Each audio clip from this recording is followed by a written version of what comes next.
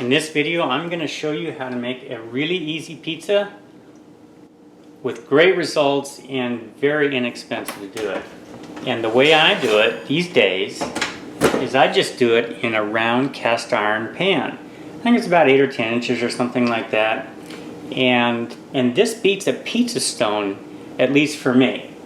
So I'm going to show you how I'm going to do it. First thing I'm going to do is turn the oven on and put it on a pizza, and then I'm going to crank that up to 500 degrees. Now that may seem like a lot, but it really works. I don't think you can hardly get an oven too hot to do a pizza. And the first thing I'm going to do is going to put the pan in the oven, and we'll let that warm up.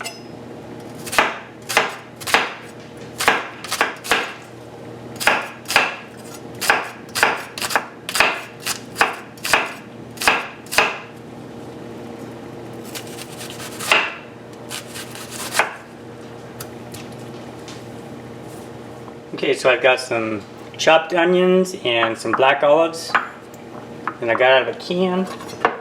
Here's some homegrown cherry tomatoes. I'm just gonna probably just cut them in half, maybe. Got some little ones on there, but these bigger ones, I'll go ahead and slice them. Okay, and then the last thing I'm gonna put on here is some mushrooms.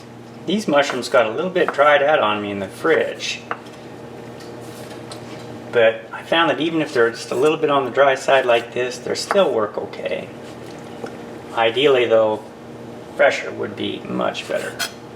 Now I make a batch of pizza dough up ahead of time. I do this by hand, and it only takes a short time. And I found that it actually works a little bit better to put it in the fridge for a day or two, and this has actually been in the fridge for several days.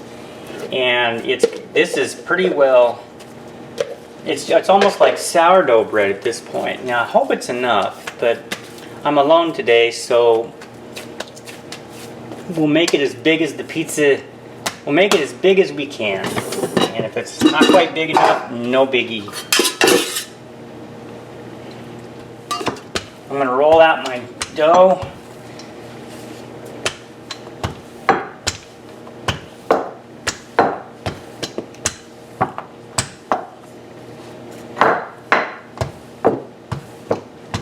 That's plenty big.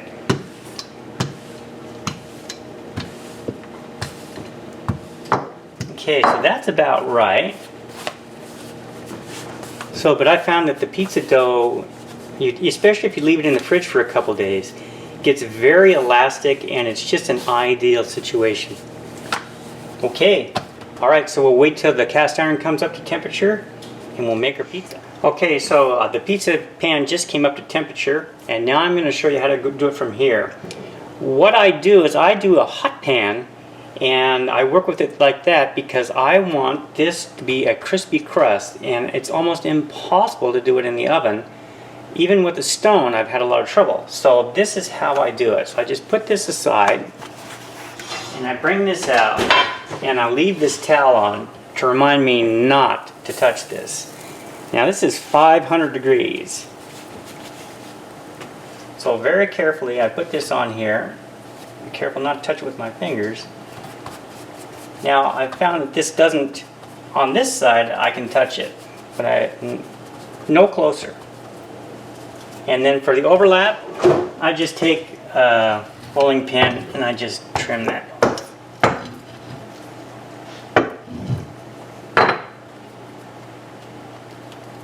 Very carefully remove it.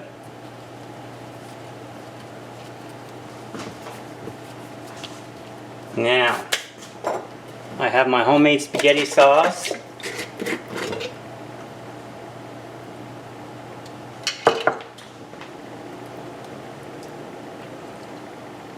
Put a nice even layer on there.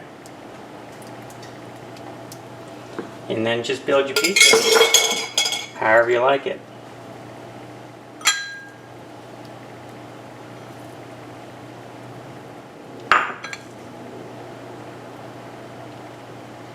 I think what I'll do, I think I'll put the cheese on next and then my tomatoes on the top because I want a nice fresh roast.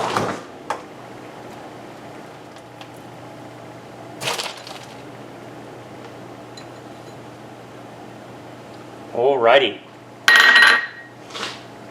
Okay, here we go. So again, be very careful with this pan. That is really hot.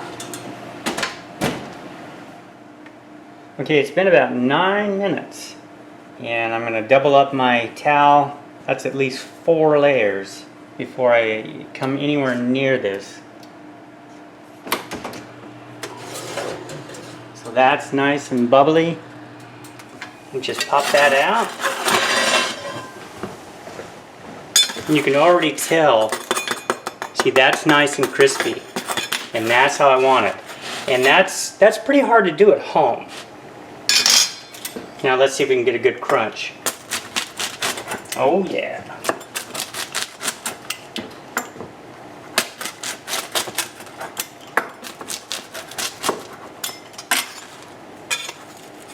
Okay. I don't know if you can see that, but that's nice.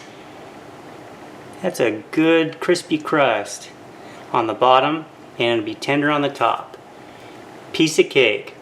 I have saved so much money by using this pan. I imagine this pan's like $20, and it's paid for itself over and over and over. I must have made, I don't know, 10, 15 pizzas in the last few months. So give it a try and watch out for that handle. It's pretty hot. Hey, thanks for watching my video. If you like this video, please subscribe to my channel.